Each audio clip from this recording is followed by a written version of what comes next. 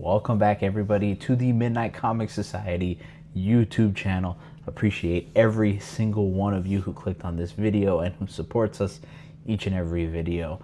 But today, we're talking about, in full spoiler details, the ending of the Ultimate Universe, Marvel's not latest, but most recent universe to date as of right now. But talking about both Ultimate Endgame issue number 5 and Ultimate Universe finale number 1. Let's just jump right into it. Some quick history in case this is your first time joining us and you haven't really been caught up to date as to how I personally feel about the Ultimate Universe. I really enjoyed what they were doing at the start, right? The kickoff for Ultimate Spider-Man, the kickoff for Ultimate Black Panther. It felt cool. It felt like you had to really be there. And then I think as time went on, the stories just took a decline, right? They kept going down and it was like, oh man, they don't feel good. Then Marvel announced that they're going to be ending it with this Endgame event. So it felt like the writing was on the wall for the Ultimate Universe. And then between issues 4 and 5 of the event, Marvel comes out and announces the Midnight Universe and how it's this big, bold new universe with a different take. So it really felt like the writing was on the wall for the Ultimate Universe. It was going to end, right? So we jump into Ultimate Endgame issue number 5, and this is what takes place first. So read this before you read finale, because some things won't make a whole lot of sense. But we see the Maker continue his rampage, and the whole cast just fight against him. And I think this story and this issue in particular continues to do the things that I think a lot of people did not like from the previous issues, and that is that things just happen. There are a lot of things that happen in here. We see Kang, who is Tony, at the end of time and is trying to help. The Maker has this giant like fourth wall break fight between himself, Daredevil, and Doctor Doom. Doom gives himself powers of the old Fantastic Four, and these old like memory versions of the Four help him fight the Maker in his mind. It's very odd. It's so very odd. And again, for as much as stuff happens, it just feels like they do for the sake of it. And again, a lot of the cast of characters don't even really get to interact with each other. At the end of the day, the Maker still was just his giant tree thing. And the way that he interacted was basically yelling at everybody through this form. And the main communication that we see him with is Doom in his mind. It doesn't really feel particularly good. Not just that, they end up undoing what I think was the biggest death of the entire series, which was that of Spider-Man. And at the end, they just say that Doom used the engine to kind of bring back Peter without a real explanation, right? So, and that's the other thing too. It just feels like the Maker loses. Why? Plot convenience. And yes, they do talk about how the Immortus engine is this powerful tool and how they can fight him at the end of space and time and how he's stretching himself too thin doing this. But you would think that the Maker is a lot smarter than this. And he even kind of admits this a few times. So the writing just feels all over the place with this particular issue. And it's odd because Dennis Camp is truly, I think, a great writer, is capable of writing some great stories and some great issues. But I think issue number 5 was just not it.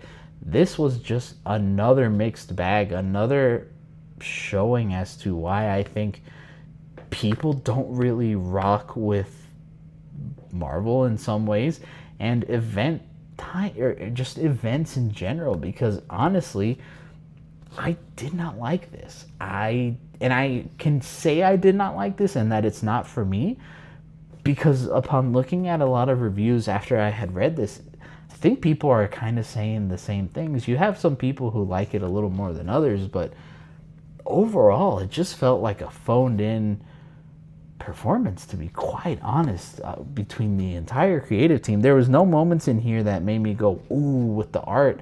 And typically, even on weaker books, I can find something that I liked art-wise. In here, there just wasn't a whole lot. And I think that part could just be a me thing. But overall, writing-wise, it just felt like, no. One of the best examples, I think, is that at the end of issue 4, we saw that Captain America was killed by Captain Britain. How do they pay this off? Well, that Wanda comes in to fight him, and they kind of conclude this in really like 3-ish panels, and we don't even really see him get his full comeuppance at the end. He just kind of happens off screen. It's not good. It's just not, and I hate saying that about a book, but it's not. And that's Ultimate Endgame. Honestly, I think for this issue, it was just as weak as issue 4 for me. So honest, 2 out of 5 stars, and I don't think I can give it any higher. And overall for this series, I think it's probably a 2 as well. Like, it was just the most mid event that I think I've ever read. I like event stories. I really do. It's kind of my guilty pleasure because I know a lot of comic book readers are like, ooh, event stories, ew, nothing happens, the tie-ins suck, blah, blah, blah, blah, blah. This feels that way for me. It just wasn't good. So I finished that, and then I jumped into Ultimate Universe Finale. And the way that Marvel advertised this was that it was an epilogue for the Ultimate Universe, and it is that. This takes place 1 month after the defeat of the Maker, and it's just what these characters are kind of up to with their lives after. And honestly, it was very predictable for the most part. Nothing happens in here that was like, oh, whoa, that was insane, that was cool. Peter is late for a family meeting, and he seems he's going to be having trouble with May. Storm and T'Challa's relationship continues on, and he wants to do more, which is just very normal T'Challa stuff, in my opinion. Again, it just didn't feel like anything exciting. And then at the end, we do see kind of the reveal of Ultimate Doctor Doom in here, that he was in hiding, and that yes, the Maker survived in some way, albeit in this little like jar of goop right here. And then the ending page, the biggest, not surprise, but surprise in a way, because like I was saying, it felt like the writing was on the wall for the Ultimate Universe. They were not going to really come back to this, but yet the final page says the Ultimate Universe will return, straight MCU style, and the crowd went mild. Guys, I cannot stress this enough. If you are on the fence about picking up this Ultimate Universe finale, don't waste your money. Don't waste your time. I don't think you need to read this. You're not missing anything, and even if you are like a die-hard fan of the Ultimate Universe, I don't really think you're getting much value out of this. This was an $8 book. This book, this epilogue, this short epilogue for each character story was about $3 more than the main event itself.